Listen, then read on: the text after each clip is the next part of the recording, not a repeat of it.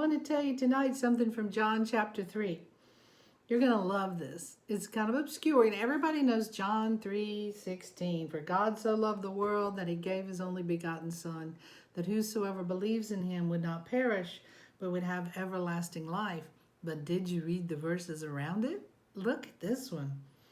Verse 5, most assuredly, I say to you, unless one is born of water and the Spirit, he cannot enter the kingdom of God.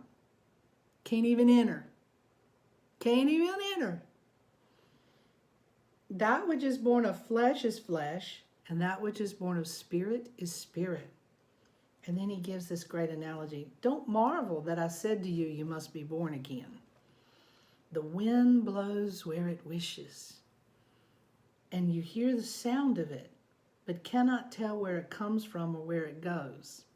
So is everyone who is born of the Spirit. We Spirit-filled people are a little bit peculiar to most others. The wind is blowing us around like the leaves on the tree, and you're like, what? Where'd they get that from? A peculiar people, a royal priesthood, a holy nation, proclaim his praises in the earth. We are very ethereal sometimes. It's hard for people to grasp onto what we're talking about. But that's what Jesus said to Nicodemus, who was a Pharisee, who was actually very curious. You know, what are you? Who are you? You know, he wasn't one of the ones that were like, crucify him. No, he was curious. He had an open spirit. And Jesus was saying, you know, how can I tell you? Are you a teacher of Israel and you don't even know these things? Have you felt that way before? I have.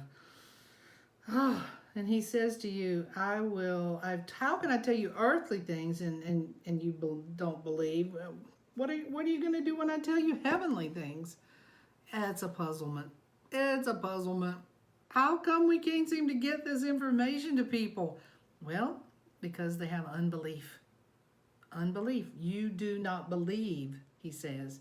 How will you even believe when I tell you heavenly things if you can't even believe earthly things?